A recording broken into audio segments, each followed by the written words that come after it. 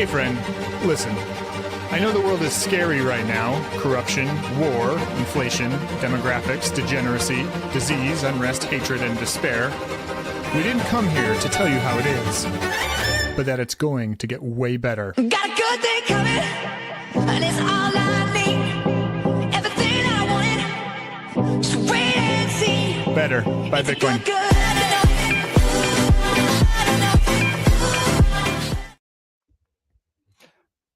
Always the best. I love it. Yeah. All right. Fired up by that. That was awesome. Brian, welcome to the pod. Everybody, this is Brian Harrington. He is a longtime Bitcoiner. He's been around, gosh, Brian, you've been along years. Brian presently works for Fold. He used to work for Choice. He's a marketing guy. He's a marketing guru in the space. Check him out at it's Brain Harrington, right? Like your Twitter In your head. Yep. Yeah. And yeah, so welcome to the show. We got JD, myself. Today we want to talk about slaying your heroes, kill your heroes, right? You all heard this phrase. I think JD mentioned it's kind of appropriate considering what just went down on Twitter over the last 2 hours.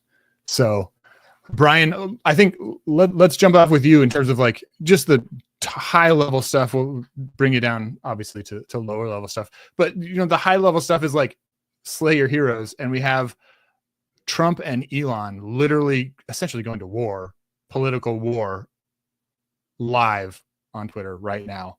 Why do we need to slay our heroes, Brian? Like what can you tell us about politics? Yeah. So I think just that, yeah. So I used to do political campaigns back in a different life. I did political campaigns, and as I studied Bitcoin, as I went through the arc of the classic,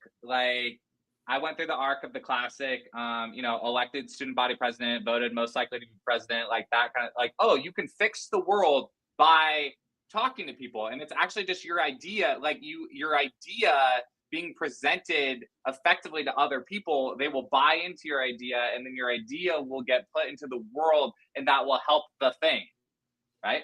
And that's how your idea of politics works. And I mean politics like a neutral way, just politics in terms of like organizing humans together. You pull that in there, right? And then when I went to work, like as an adult on political campaigns for the first time, you realize that like your percent of things that you can actually go to bat for the candidate that you're representing, like, you know, if you're in the 80 or 90%, like that's pretty good. And you kind of just gotta do your best, like on the rest of it, as far as like rationalizing it or whatever. And the other thing that I think is really interesting about what we're watching with Trump and Elon right now today is, you know how rich people like Bitcoin is tough to wrap your head around no matter who you are, right? And so we all go through like a classic story arc of wrapping your head around Bitcoin. Rich and influential people are not excluded from that. We've watched rich and influential people have to publicly wrap their head around Bitcoin and go up and down with that, right?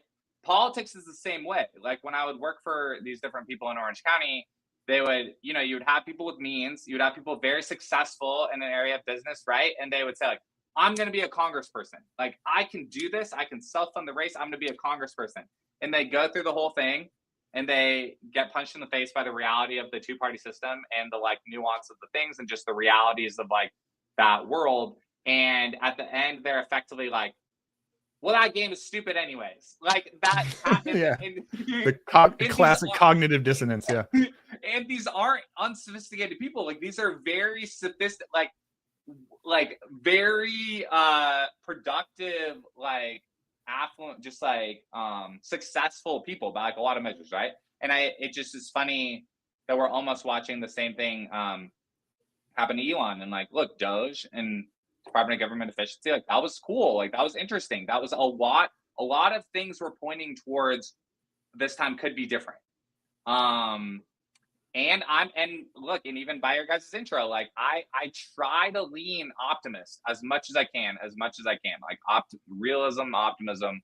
I really try to be that guy. And so But it just kind of further highlights that no, the political system is like pretty entrenched and just gonna continue to be in how it is, and I think if these guys, if those two guys together can't change it at a fundamental level, Yeah. it's pretty locked in. Like it's pretty locked in on how it's gonna be. So yeah, that's my thoughts on the stuff of today.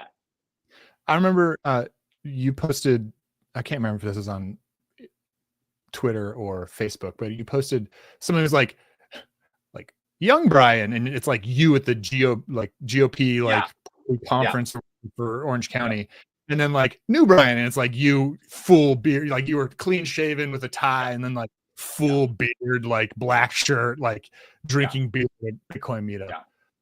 Yeah. Well, what's completely ironic about that was that my picture on the left was with Neil Kashkari, who is now a central banker. Oh, like to further add irony to all of it. Mm-hmm. Yeah.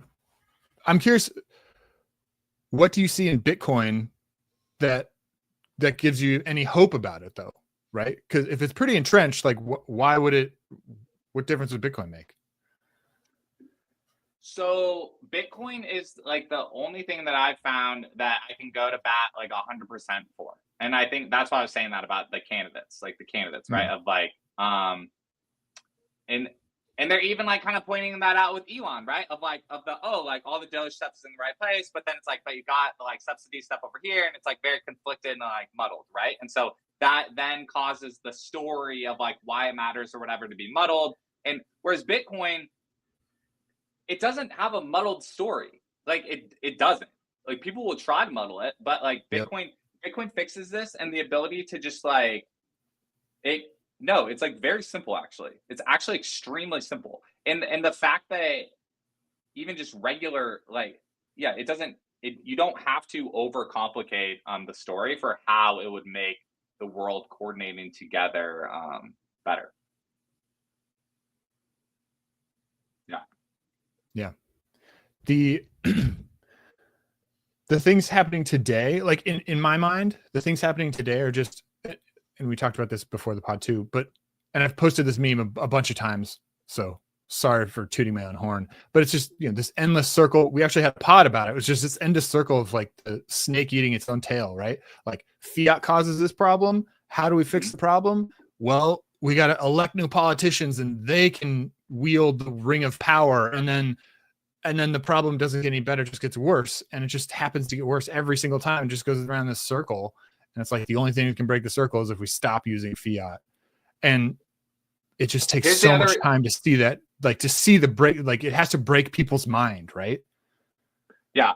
Here's the other reason why Bitcoin has a chance to like finally break the circle, and it's because the people that buy into it, like as an investment, yes, but also like mentally and philosophically, like buying into the concept of it, you have financial upside, and there's no other calling out the circle.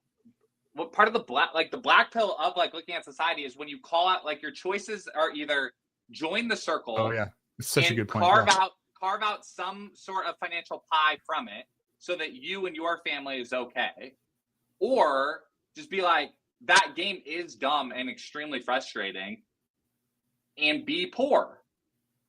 Those are your choices. And Bitcoin is like, no, literally bet on the opposite and become rich while solving the circle and helping your family. Yep. And there's never been a protest. And like Bitcoin is like fiercely, and this, I'm not the first person to say this. Like I think Eric Kaysen says this very well. He's like, Bitcoin is like fiercely political. It is fiercely political, while at the same time being extremely apolitical. And there's not very many. A human brand, you guys are branding as film. A human brand can't be political and apolitical at the same time. Like, because you can't, because we all attach onto it. And it is and again, even Elon attached and like was the Republican guy. Like Trump attached and like was the Republican guy. And you could watch, and successful people can pivot and switch and like whatever. But for the season, you label it, and that's how you drive forward. Like, right? And but like Bitcoin is another reason that gives it so much power. Bitcoin is the most unlabeled thing in the world. Like you have to. This is a George McHale thing. He's like, you have to have an opinion about it. Like it's like Kanye or Jesus. Like you have to have an opinion about it. Kanye or Jesus. And you can't. You like there's no middle. You can't not have an opinion. Like you have to choose where are you on it. JD, you have something for that? It's kind of hard to follow up Kanye or Jesus, but I'll try.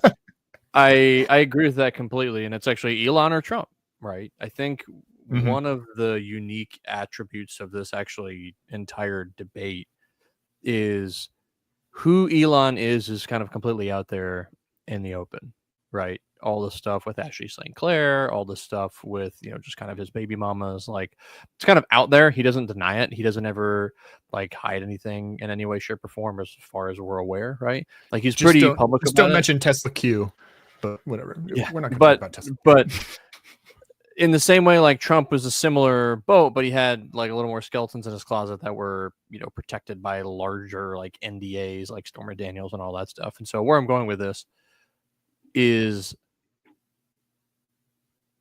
slaying your heroes has to happen if you're trying to be true to whatever you're trying to be true to, because no one is perfect except for Jesus Christ. And why that is important is like even Satoshi, right? Satoshi, he, she, they, them, whatever, wasn't perfect in that there are flaws in Bitcoin, right? Shockaroo, like it's had to be developed and continue to mature and change as the world has changed.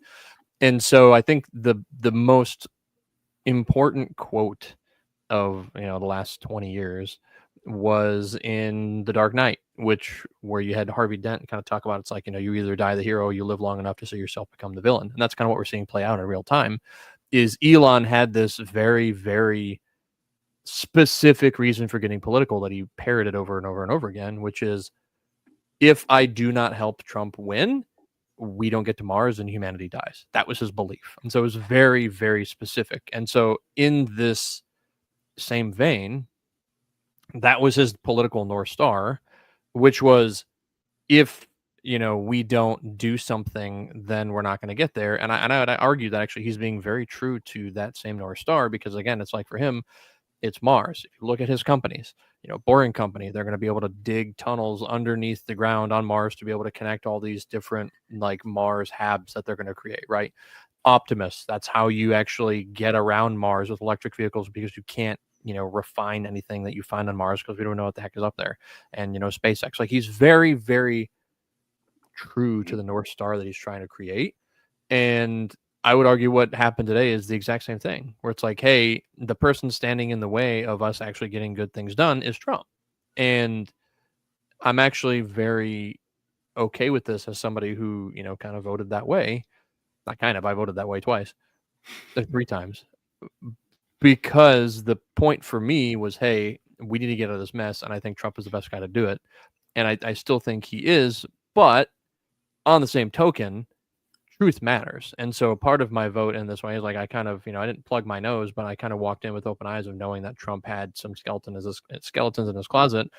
And I do believe that if, the allegations that Elon made are true, we should know about that. Like slay your heroes, because again, you can't learn if you don't know, and if you don't actually like want to learn. So I'm very okay with, this stuff coming out if it's the truth, because that's what should come out. And it's like, there should be ramifications if what's said is true. And it's like, if they're slow rolling it because of that and they're trying to whitewash it, like, shame on you, Dan Bongino, shame on you, Kash Patel, shame on you, Pam Bondi. Like, you guys are meant to uphold truth and you're not doing that at all. Like, slay your freaking heroes, guys.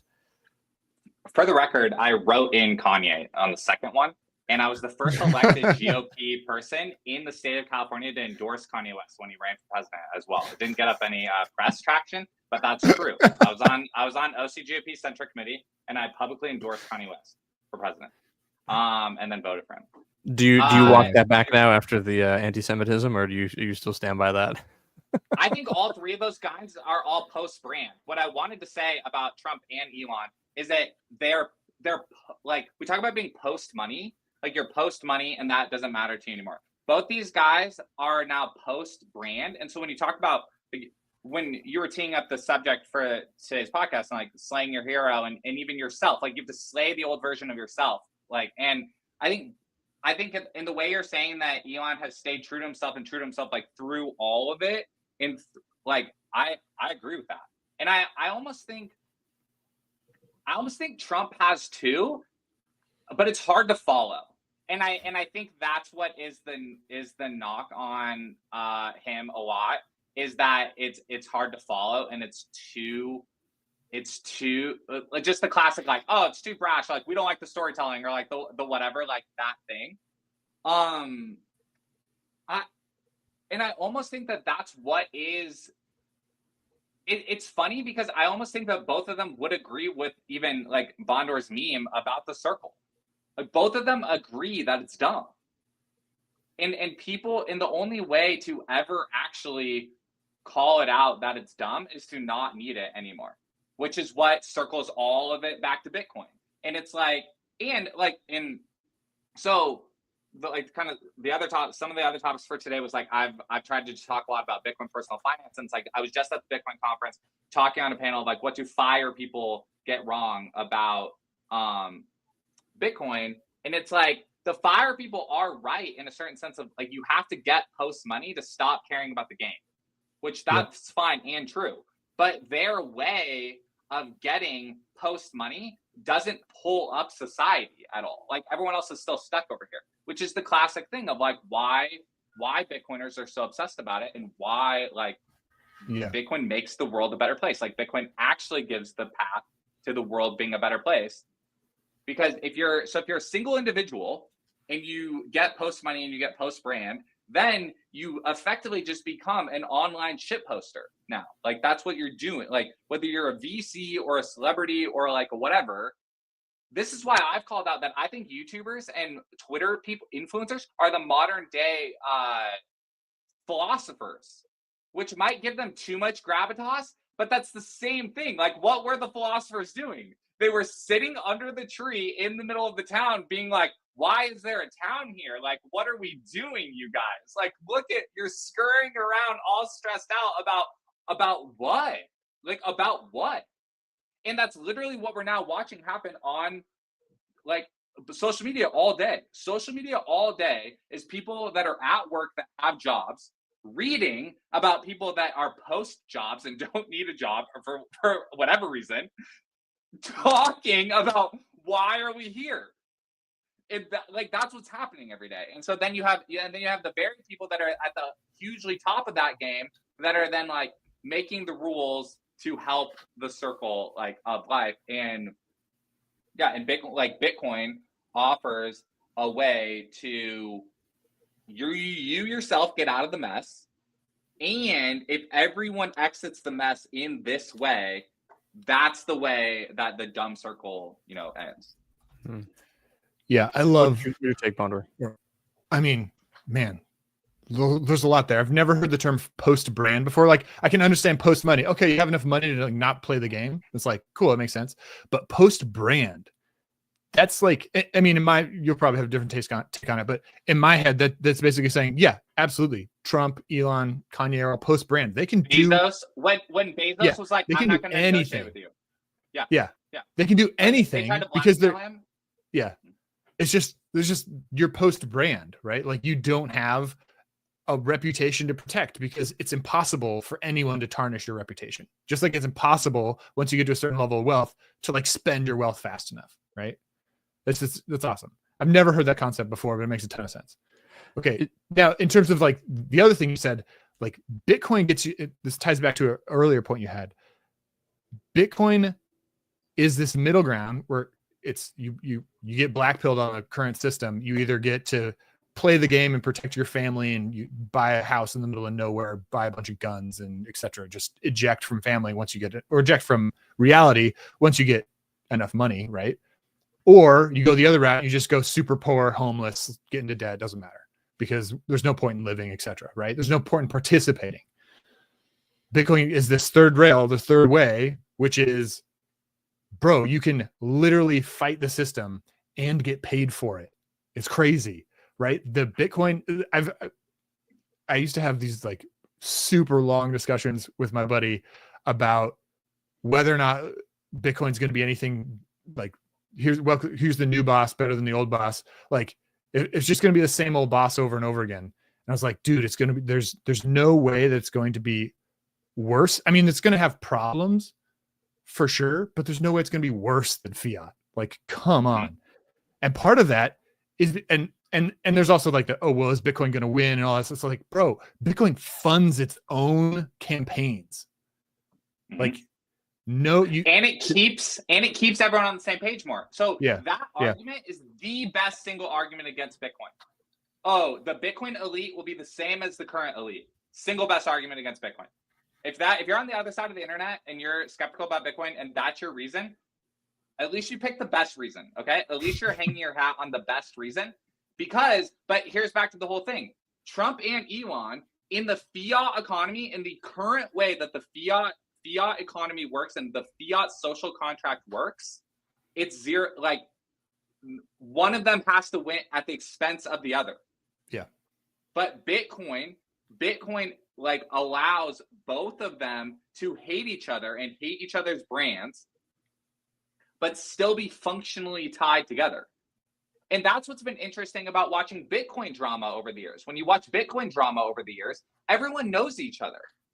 When you have wallet developers from 8 years ago, 9 years ago arguing with each other, it's because they worked at the same company.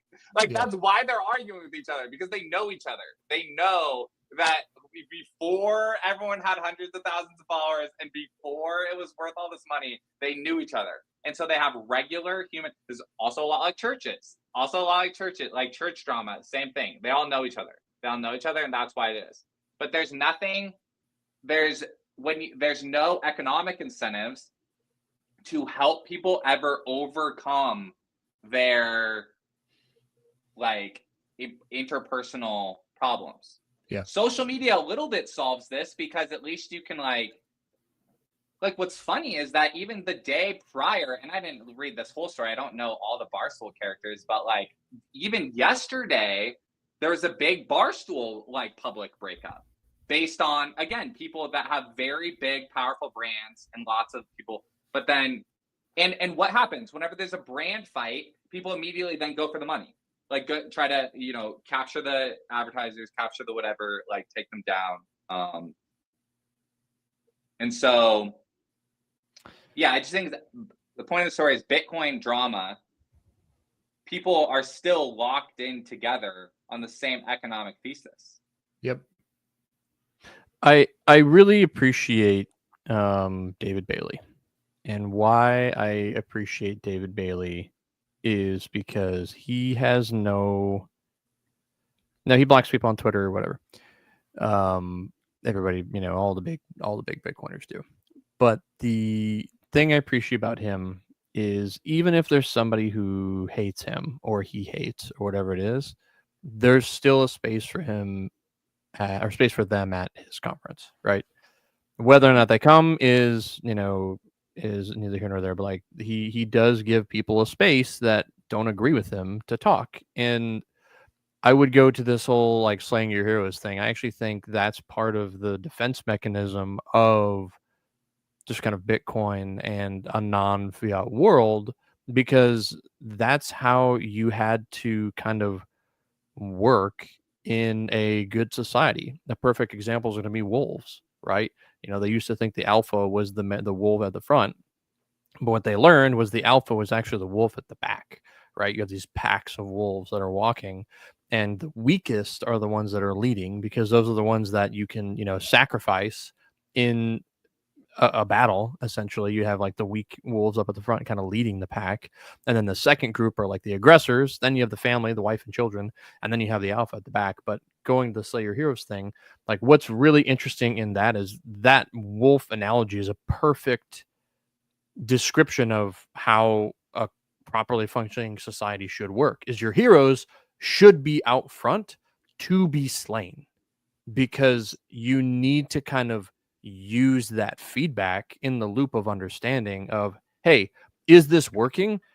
Yes, no, okay, how do we do this better? And I think that's the whole thing with fiat, is the problem we've kind of come into is there has never been the arrival / the opportunity for the fiat system to die, because it's constantly being put back on life support. So again, that wolf analogy, it's being kind of like forced into the alpha position at the back, and it pushes everything before it. Perfect example is Japan, right? Like Japan's usually a leader in terms of, you know, the world economic system going well or not going well. And now Japan is kind of having this like cataclysmic event, but they just keep injecting money into it. Same thing with China. China has this cataclysmic event, but they keep injecting money into it. And so, you know, the slay your heroes thing from an economic perspective is we've never actually allowed the Keynesian zeitgeist to die. And so we've never actually had the opportunity to try something else. And so it's going to be really, really cool to kind of see that happen. But it's also going to so come rad when fiat dies. Oh my god, it's gonna be awesome. Yeah, it's gonna be wild. I like your analogy, because something that I was gonna say is that I think for a certain season of Bitcoin Twitter, the Slayer Heroes was almost like it kind of fell into the whole like, oh, Bitcoin doesn't need marketing like stuff, and influencer like in people of influence, or then it plays into the whole thing about, oh, then politics doesn't matter, like influence doesn't matter because we're all, and it's like,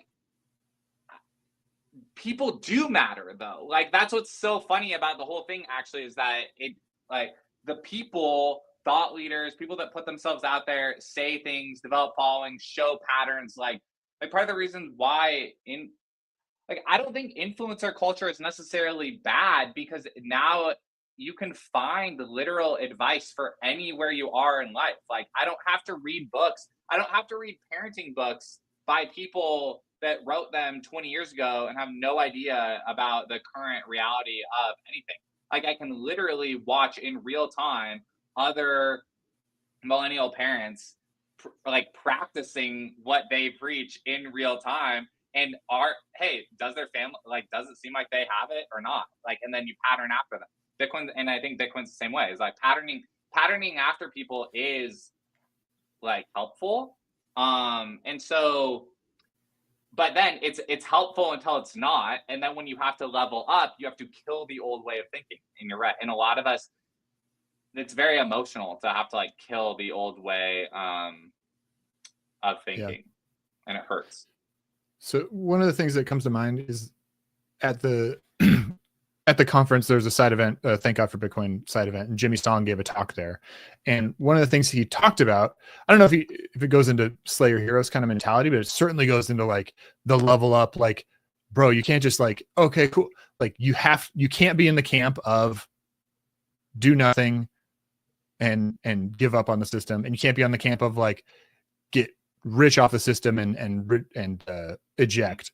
You have to go but you have to thread between the two horns of the bull to kill the bull.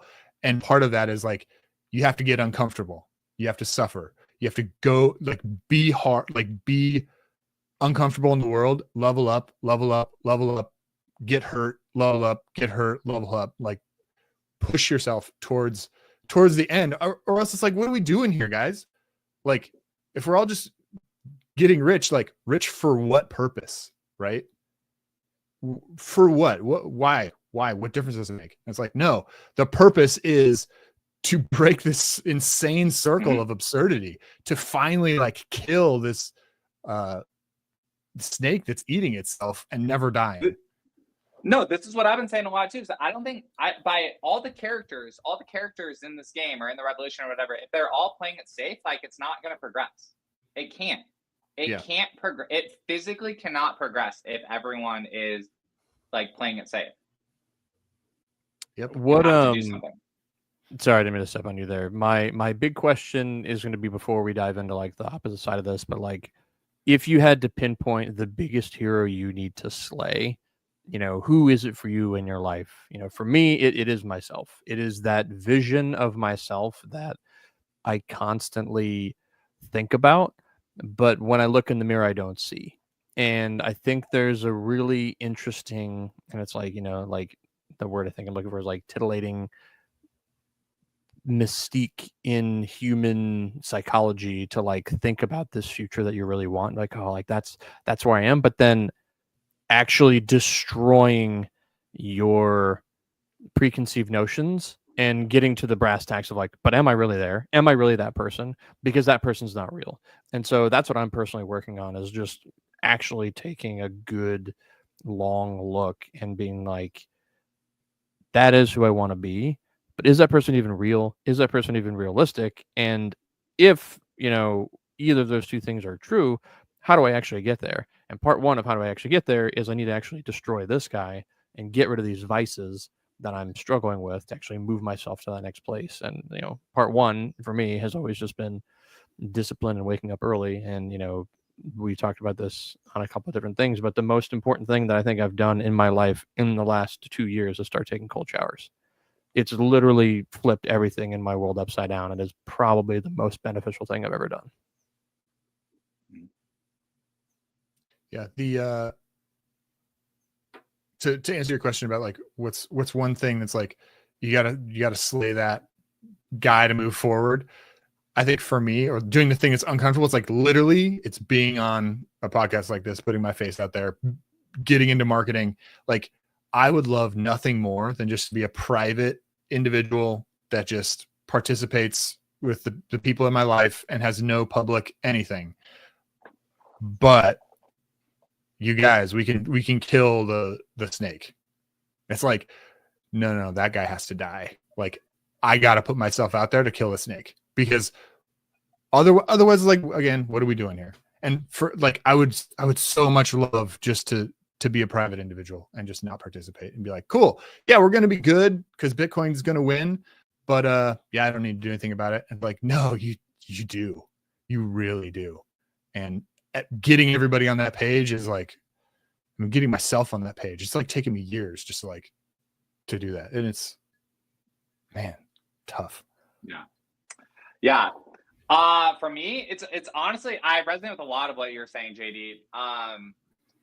I think I've been really focused on, this is where this question's taking me. I've been really focused on just taking action, like action in the present rather than like thinking about action. And that's just such a classic, like, I don't know, like life coach YouTube video, like thing to say, but where I've been, and I guess, and actually, and not addicted to random action. Like for me, it's time. Like, I think we have plenty of time. Like, I think we have plenty of time. There's so much time. There's so, like, if we are already infinite beings playing infinite games. Like, it's already infinite beings, infinite games. And I don't, like, having 45 minutes of not stressed every morning and like with my kids and don't envision in your head the like, wow, like playing on the floor with the no. Like literally just sitting in the chair, drinking coffee in the same room as them, not rushing out to do the thing, not letting your brain ruminate on the thing, just literally being like, it is okay. And killing just killing that anxiety and killing that just worry. Because it is okay. Like it is okay. I love that. There is so much time. I love, and I'm sorry to. No, I'm sorry. I need to stop saying I'm sorry. But it's like that's the thing I need to slay. Is I say that a lot. That's something I got from my parents. But I love everything you said right there, Brian. And that's actually something I'm working on too. Of like when I'm with my kids, constantly thinking about, oh, I have to do these things, and stopping that thought, like literally slaying that thought and being like, no, is my work going to care if I were to get hit by a bus tomorrow? No. I mean, sure, they're going to be sad for 5 seconds, but they're going to refill somebody in that seat and keep going. And so that's the first question I ask. I'm like, okay, but are my kids going to care? Yeah. Am I going to be sad? Would I be sad even if though I'd be dead? Like, would I be sad that I didn't get this moment with my kid? Yeah. And so slaying that thought of hurry, that thought of like hustle and hurry are good. But in context, it's completely important to understand putting them in their proper place. Like 1 should be God, 2 should be your spouse, 3 should be your kids, and 4 should be work. And that's very easy to do. Your God is work. And then you kind of talk to your God, but they're actually number 4. And then you have your kids, and then you have your wife. Like that prioritization of, life, if it's in the wrong balance, you're never going to succeed ever. And so you really need to slay that Leviathan of work, because the Leviathan of work is always the most pressing because you need it for money. And so once the money changes and the denominator changes, I actually think that balance of work is going to be so much easier to get. Correct. No, absolutely. And that's what I just no, dude, like why were our parents tired and stressed out? Because the money sucked. Why could the church not fix that for them? Because the church wasn't talking about money. Amen, man. Yep. Like that's all of it. That's all of it. And so if I really believe that but then doing a lot of the like your nervous system, just like actually getting into the science like of your nervous system and being like, no, this is why you're feeling what you're feeling and why your brain is operating how you are, and you actually can master that. You actually can master that and change that. And so it's like, all the people that talk about like, working out and the cold showers and whatever the like rhythm is that each person has, all of that's right. Because your brain and your body is all like, that's how you interpret the reality. Yep. So this kind of takes us segues. I was at the playground with my kids this morning and I had this thought, like, what are we going to talk about today on the pod? And it was like, the first thing that comes to mind is like, how does Bitcoin make the stories we tell our children better? Right. And it speaks directly to you guys' point here, which is, well, and I was thinking about this earlier this week too, because and everyone's heard this thing. It's like, you're preaching to your children all the time, no matter what. Right. If you're not home, that's a sermon to your child. If you're home, that's a sermon to your child. If you're spending time with your kid, that's a sermon to your kid. Right. So like, how does Bitcoin tell better stories for our kids? Well, immediately, bro, we can just like the whole, and I think this video was just on Twitter and I saw it right before this whole thing started, right before this pod started, which is like the guy's like, oh yeah, when the money inflates, the first thing that happens is that you can no longer afford a single income household. Oh, well, if both parents are then working, well, what's the story you teach your kids? The story you teach your kids is work is way more important than your family, like way more important, right? How does Bitcoin fix this? How does Bitcoin make this better? It just rolls that back. Like, bro, it was such a mistake to go down that road. And that's not to say women shouldn't work or anything like that. It's just to say, bro, it was a mistake to make work so much more important than the family. Yeah. I just made to throw in just another fancy topic, like AI. So a lot of people will be like, oh, AI. Like I had this thought earlier this week where I let my 4-year-old like talk to ChatGPT, like voice mode, just nice. About Ninja Turtles, about whatever. And like it just goes and goes and goes and goes. And like when you're talking with your 4-year-old, this isn't my idea. This is like a Reddit thing. And then I just tried it out. Their brain, they never hit a wall. Like the classic dad wall or the classic mom wall where you hit a wall and you're just like, I actually don't know anything else about the Ninja Turtles. I actually don't. We exhausted everything that I know about them. And so I don't know the backstory of April and how she met them. I don't know. But the ChatGPT knows. Maple on ChatGPT knows, and they talk and talk and talk about it over and over and over again. And I was like, how crazy is it that like the 4-year-old is with AI now? Bitcoin does the same thing on the financial side. Like the story, the news story for the family is that they are going to like potentially not hit a wall, but potentially hit a wall of way later. Like why do how do we go from infinite toddlers with infinite imaginations into tired and stressed adults? Because the world beats you down and beats it all out of you. That's like the classic arc, right? But if now, like literally through like imagination, they're not going to hit a wall there. And if the parents, through having better money, are going to actually, the actual physical reality that they live in is going to be better and better and better. That's then teeing them up for like actual abundance, because then you pull all of that forward. And at the all the way end of this is when you get into like Brian Johnson territory, where he's like, you actually could expand human life way farther than it is right now. When, like, why do we make bad eating decisions, and why do we make bad health decisions? Because your nervous system is jacked up from years and years and years and years of being stressed out all the time. Just absolute abuse.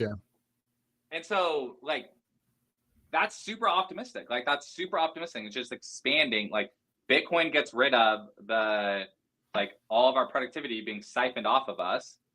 Computers have the ability to push our minds farther than they've been able to go.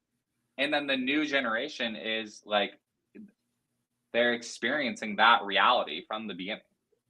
I think on that same vein, Bitcoin is going to make religion the most important thing in a lot of people's lives. And that story you tell yourself about anything long term is actually going to be the thing that you are the most concerned with. Because at the end of the day, when it comes to a world where you're thinking about 1, 2, and 3 generations beyond you, your most important thing is not going to be, how do I spend my money as quickly as possible without losing value? Your most important thing is going to be, how do I spend my time and effort adding the most value for the most amount of people, even if I never see the value I'm adding come to full fruition? Like, we're going to see cathedrals again. We're going to see chastity be important again. We're going to see people making better decisions in terms of who their mates and partners are. And that's actually really exciting, because right now we're in this culture that edifies, having baby mamas. It edifies not having relationships with your kids. It edifies me. And I will say, in a non-communist socialistic way, but Bitcoin does really resurface this whole idea of we, starting with the family, because the family unit will become the most important thing again. And that, in my mind, is going to be a really cool thing for society, because it's going to be like, hey, I maybe want to live closer to my parents. I maybe want to live closer to, the people that I grew up with. Like, I think people are going to become more, tribal from a perspective of, I'm from, Chicago, or I'm from Boston, or I'm from New York, or I'm from, wherever it is, because at the end of the day, that tribe is going to be building something. And it's like, okay, I'm going to go to that place to build that thing that they're building, because you're going to be known, like Detroit, for cars or whatever it is. Yeah. And I think that, and I just had this thought this morning, and it's crazy, but hear me out. So right now, this is probably going to take way too long to explain. Sorry, everybody.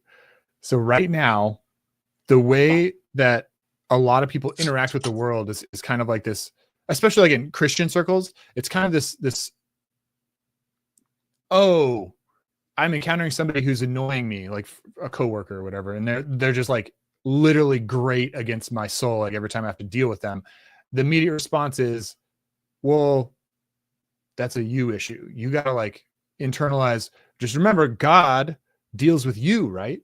So like, and you're probably so way more annoying to God than etc. But he still loves you. So you like internalize that pressure, right? And then, okay, cool. Internalize God's love for me, and then I can be more loving to somebody else. It's like, that's your standard pattern. And it's not to say that that's not biblical by any stretch of imagination. It's totally good. But there's this really interesting thing that happens when you have kids, which is you're now responsible for that little adult being so annoying, right? And you have to tell the kid, bro, you're being annoying. Like, we're going to, and you have to shepherd and redirect and, change the behavior of the child because you think it's annoying behavior. right? But that kind of is an unlock for, or maybe it's not an unlock, but it feels like it's an unlock for dealing with the very annoying coworker all of a sudden, right? So now you have like new tools, and like just imagine everybody who now has kids and deals with that. It's like, and everybody now has these new tools to be able to deal with the annoying person. And it's just, you can just imagine like bring it forward. Imagine the quality of humanity, right? Mhm. When everyone is like shepherding and redirecting and pushing people towards better ends, just because it's like, yeah, I have the tools because I have kids that I know how to do that, right? It's just, bro, it's just rocket launch on humanity. It's gonna be awesome. Yeah. No, when you're not stressed out all the time, it's way easier to have empathy. Mhm. Like when you have more options, it's way easier to have empathy. And I also think that's why, dude, this is where I don't know if this is like aggrandizing of millennials, but just I can identify with everything that's like, oh, like the reason why parenting is so hard is because you're reparenting yourself. Like I just all of that. And again, I don't know if every generation feels like that. And it's just, again, continuing that whole thing. But no, it definitely feels like that. And modern work has its own version of that, where it's like you feel anxious because of entrenched habits of how companies operated for a long time, and you have to retrain your brain and your like nervous system that it is okay. Like it is okay. The money doesn't suck anymore. Like you've got this. Like you're in your house right now. You're in your house right now. It's okay, and you just have to tell yourself that. And so, what I love about that germ and that thought is the generational curse. I think a lot of people don't realize how real those are. And so as we continue to move down this, lower time preference funnel with Bitcoin and with, just trying to build things that actually like last longer than 5 minutes again, we're going to get to a place where people can actually like take good hard looks backwards, like look at your mom, look at your dad, look at your grandparents, look at your great grandparents, whatever you have access to, and try and gain an understanding of, okay, hang on, I am just perpetuating these things that, my dad learned from his dad, who learned from his dad, who learned from his dad or mom or whatever. I want it to stop for my kids.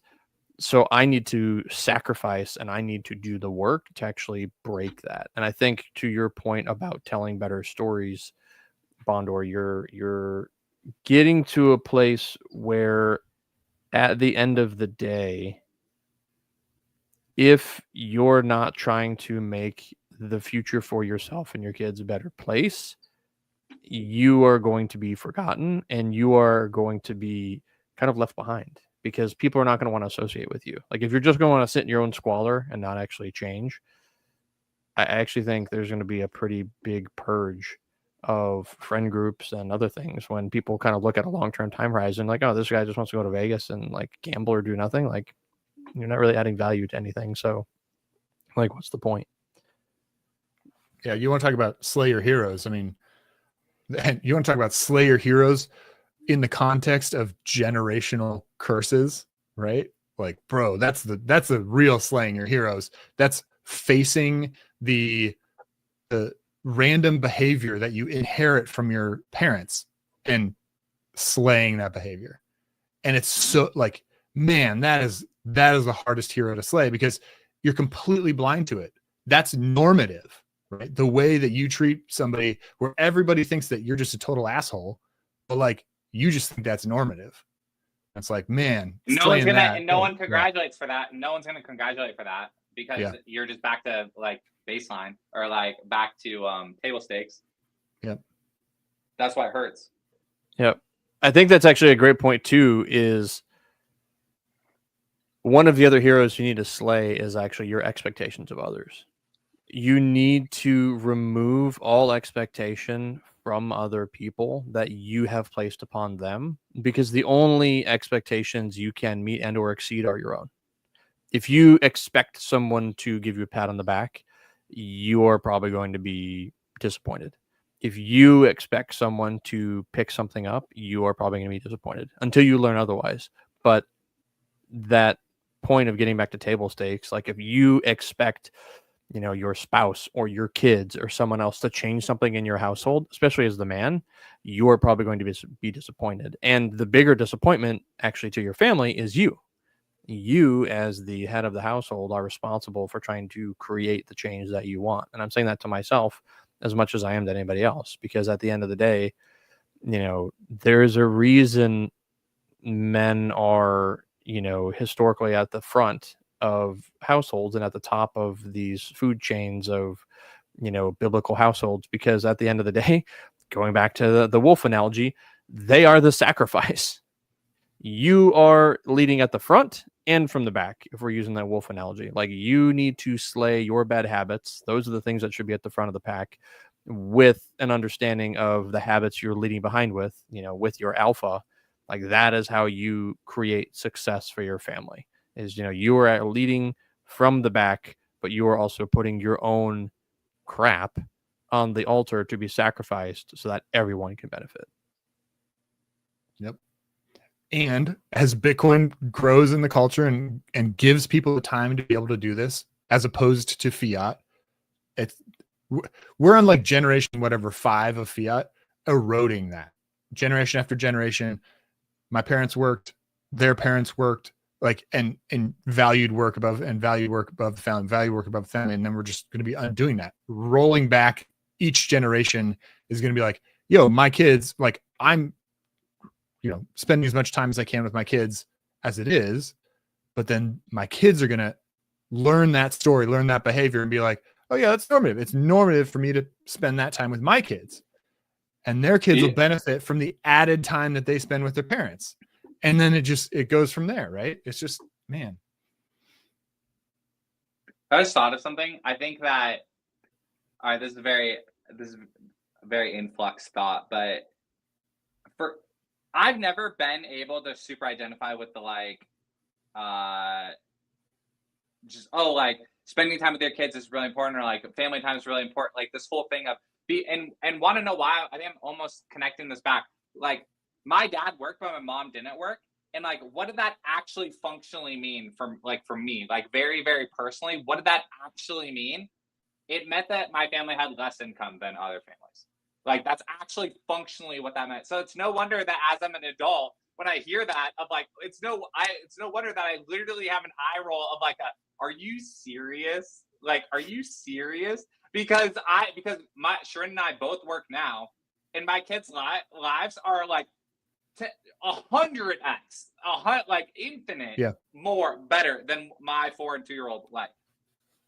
And so, but again, maybe that's then like that. And this is funny about that. Maybe that's my like Bitcoin privilege coming through of the and I haven't come full circle to like develop the empathy yet, because I'm just very like, dude, life is really good.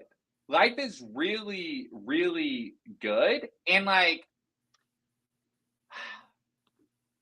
I don't know. It's like, I want them to have both. Like, I want them to understand. I guess for growing up, it was always an either or thing. Like, you either have time with your parents, or like the family is whatever, or your family has money. And maybe that was just the friends that I grew up with, or the town I was in, or whatever. But dude, that's totally fiat, right? Like, a zero-sum game. Right. You can either have income or you can have time. It's totally zero sum, right? And Bitcoin is just wrecking ball through all of that. You can have both. Yeah. It's gonna correct. No, absolutely. Your kids, so the story your kids get is that your family brand, your family money, and your family time is all literally like compounding together to put a dent in the world. Like, you are compounding together to put a dent in the world. That's interesting. Like, that's extremely interesting and fun. I love that. That's so good. one random thing on that is family brand. The Trump family, in my mind, is doing it correctly because they have a thing that they've built that generationally they are all working on. They've built an empire and they are building an empire. And I think that's one of the things that unfortunately the middle class doesn't really fully grasp and understand. It's like, why when you go to Ireland, why when you go to the UK and all these other places, you have family crests? Because you had something that the family was building, right? Something that this unit was building. I think that's actually one of the worst travesties of the fiat world is we have this boomer generation and then their parents, this, and then like the silent generation, all these people of old eras where they don't think in the collective of the family, right? We have the family unit of, husband, wife, kids, but it's like in Asia, they do it right, where they have multi-generational households and they pool their money together. And so we live in the most prosperous country in the world, the United States.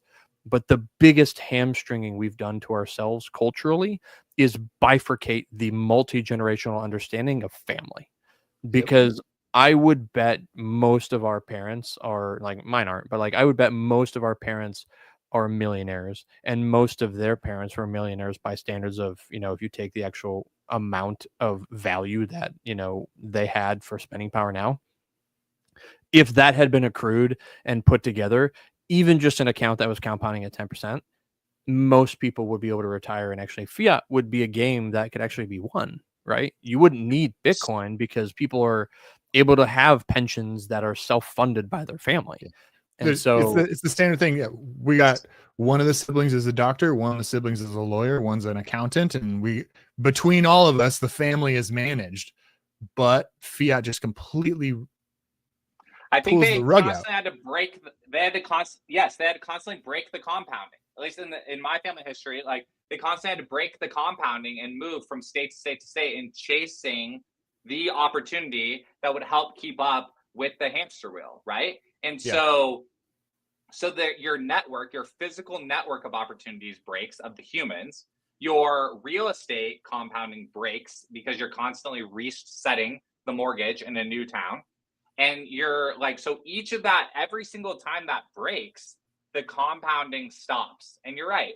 Trump families like the Trump family are like, I think just are a really interesting example of that. And a funny thing to think about that on that is that, but Elon doesn't have that. Like he doesn't have that.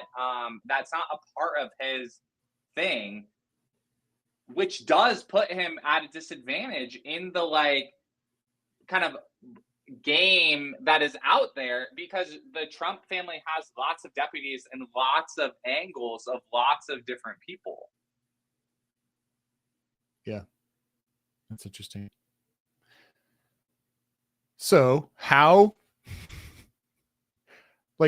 do you build this family brand as a Bitcoiner? I mean, maybe it's something that our generation will never be able to grasp, right? Because we're literally just trying to process this, and as Bitcoin goes forward, our kids will have just that little bit more opportunity to be able to grasp this, and their kids will have just a little bit more, and it compounds and eventually goes to that end. What do we do today towards that end, right? Like we're just like literally ruminating on it right now. Like what could we possibly even do? But I love that vision. It's such a good vision. I think it goes a little bit into JD's point about the cities themselves having a revival of like what they are or whatever, or being from their matters. I think goes a little bit into it. So I think I think it's just a thing that will like continue to develop. I will say I don't think it's purely from stacking up a bunch of Bitcoin and handing it to your kids. I think that can be part of it. I think that can be part of it, that we're the generation that's coming of adults or young adults, middle-aged adults during the time of Bitcoin's monetization. That'll obviously be a part of this whole story. But I do think we're still on this like middle where I do think owning businesses, owning homes, I do think local city councils, like centers of influence, churches, it's like centers of influence of towns. I don't see like changing necessarily. Like that game of having a brand or being known for something or your name ID, like simply your name ID, people knowing your name, it like increases your opportunity set. Yeah. That was a fantastic. I mean, that's post brand too, right? Like once your name is known, well, man, associate your name with a particular neighborhood. Oh yeah, you want to do the thing? Yeah, you gotta talk to Bondor, because that's the guy who knows this neighborhood. Right. Like, and that's been your thing about California. Yeah. Right. Absolutely. And that's where which is why I don't really believe in the whole like geographic arbitrage within the United States thing. Like, look, the United States as a brand, as a locale, has a certain like esteem to it. That is a thing. We could talk about how it's fluctuated and going up and whatever. Like, but that is a thing. And then every state has its own like esteem and also. And so if you're not happy with your current locale, that's fine. But you should think seriously about the one you pick then, because you want that compounding. And I think this is where some Bitcoiners, they believe that Bitcoin compounding is the only thing. So like, everything else is a shitcoin, right? Like that everything is a shitcoin thing. Like, picking what town you live in is a shitcoin. You can just be a digital nomad.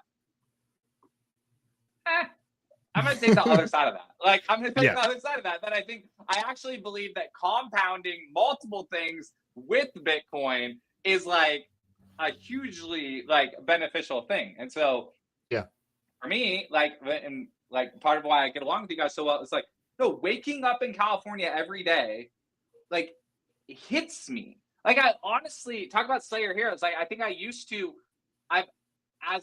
just like identify as like being from California, and like that honestly almost like pumps me up on some days even more than like being a Bitcoiner. Whereas like back in the day, I think I would have only just been like Bitcoin. But now I'm very like, no, I'm like extremely proud to like live where I am and be just a person where I am, and I want to pass that along to my kids. Yeah, people do not talk about the cost. Like you have exit voice loyalty, and everyone's like just hard slamming on exit, right? Yeah. Don't be loyal to these people. Don't bother changing them. Literally just exit. And people, there's no conversation about the cost of exit. And the cost of exit is this compounding. There's this super old quote somewhere. You'd have to look it up. But it's the idea of like long steadfastness in the same direction. Apply that to a locality, long steadfastness. Like, oh, California's super broken. Like nobody's going to argue that. But like the person who sits down and is like long steadfastness in the same direction of fixing California, bro, they're going to have so much honor attributed to them decades later. It's like, man. And you have to be okay sitting in the uncomfortableness, like sitting in and you have to be okay being misunderstood. And that's been a big one for me of like wanting the pat on the back in the moment, or even wanting, and the external acknowledgement is like one thing also, but even the like, I've gone up and down on liking the phrase about low time preference stuff, because I think sometimes when you talk about low time preference, it can come across as very like apathetic and like not urgent. But in terms of being able to like let something slow burn resolve itself rather than like rushing to solve it has been a big thing for me in lots of areas of my life, of like not like, it's okay. Like allow yourself to be misunderstood, allow yourself to not feel the urgency to solve something immediately.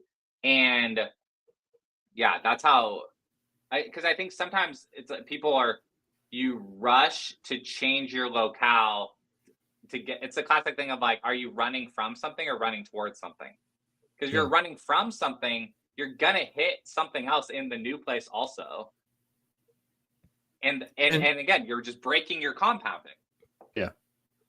And you're proving to yourself that when you hit that thing, you pivot and move sideways.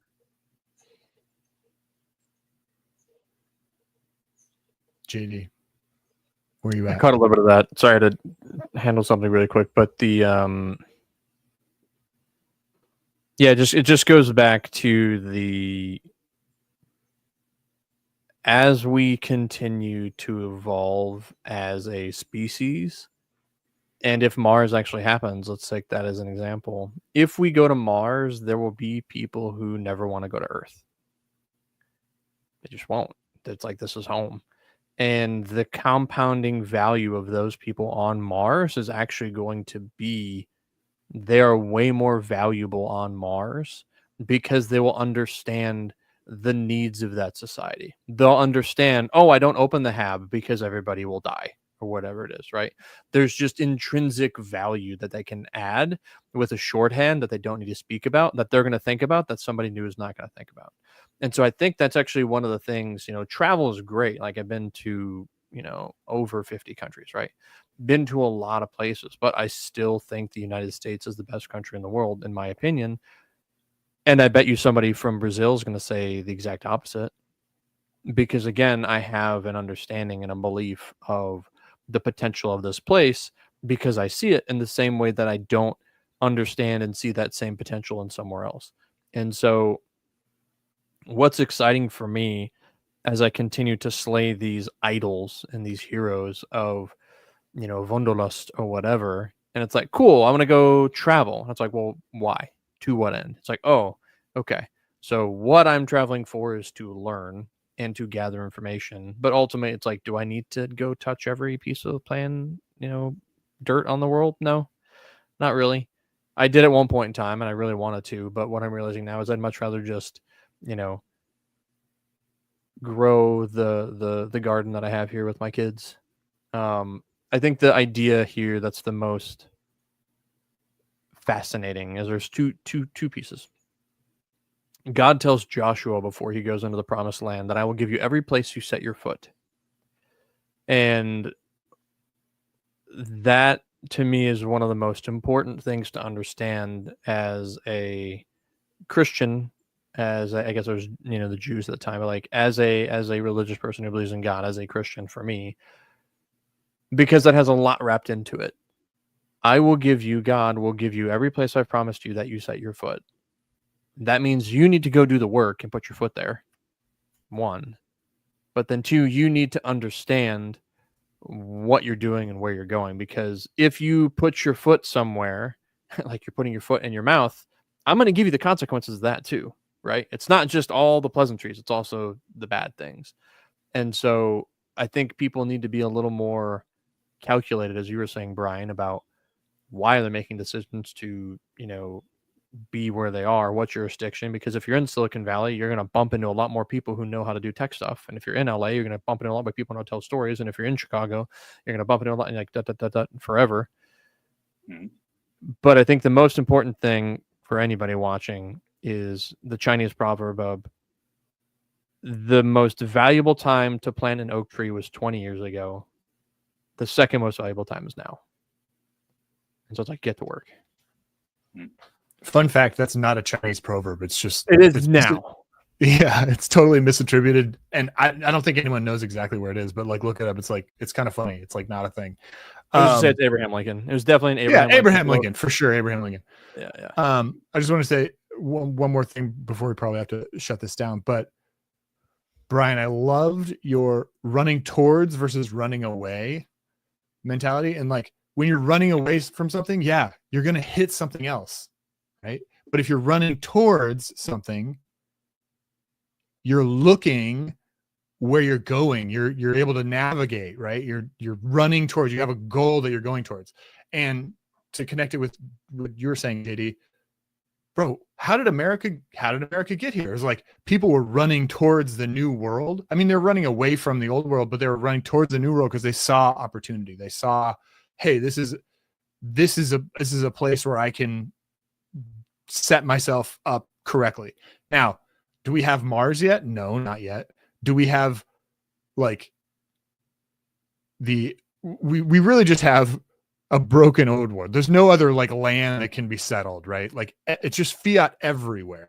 There is no other place that's Bitcoin denominated or different. It's just fiat everywhere. No matter where you run on Earth, you will encounter fiat and the incentives of fiat and everything else. So plant your flag, like run toward a future where fiat is dead. We have the ability to create that reality where you are. What Joshua makes me think about is you can work on anything. You're gonna kill. You will be successful. You will be successful in whatever you do. So choose where you're gonna do it, and let the compounding start. And then follow through, like do it. Long steadfastness in the same direction, because bro, don't break the compounding. Like if you're going to exit, like exit one time and like play that card very strategically. Otherwise, man, compound, right? Fix the system, fight, put a flag, defend your territory, the whole thing, right? You gave me a thought for the first time I never had about the Tower of Babel. For those of you who don't know, the Tower of Babel was essentially all of the people of the world were speaking the same language. They were kind of unified, right? And God saw that they were starting to build this giant tower called the Tower of Babel. And it was going to be this giant, like, Mecca, essentially, where everybody in the world would be able to see this, like, fantastic tower. And in the creation of it, God, it said, confused their language to where they couldn't communicate with one another. So it's like, imagine you're building something with a dude and you're laying bricks, and then you ask him to hand you another brick and he can't understand what the hell you just said. Like, that's kind of the way it's described as it happened in the Bible. And correct me if I'm wrong on that, guys. But the thought that I'd never had before is because I was like, why did this happen? Like, I was always under the impression that God made that happen because he was nervous that humanity was going to evolve to love itself. But the thought that I just had based on this conversation that we have today is God knew that we needed tribes to focus ourselves in on planting our flag to be able to conquer and commandeer the entire world.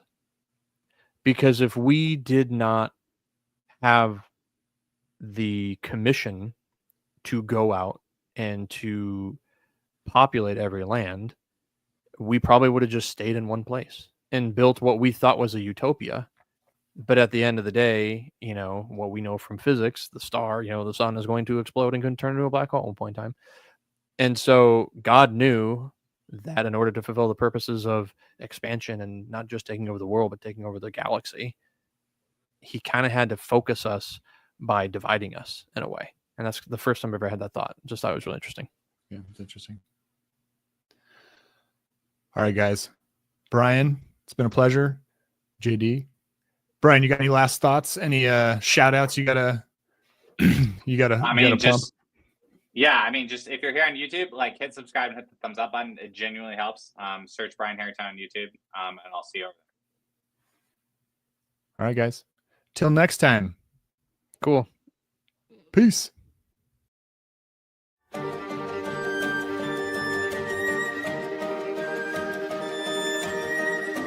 Thanks for tuning in to Better by Bitcoin. Bitcoin makes everything better. Like, subscribe, and follow us on X at BetterBYBTC, YouTube at BetterBYBitcoin. Not financial advice, mathematical certainty.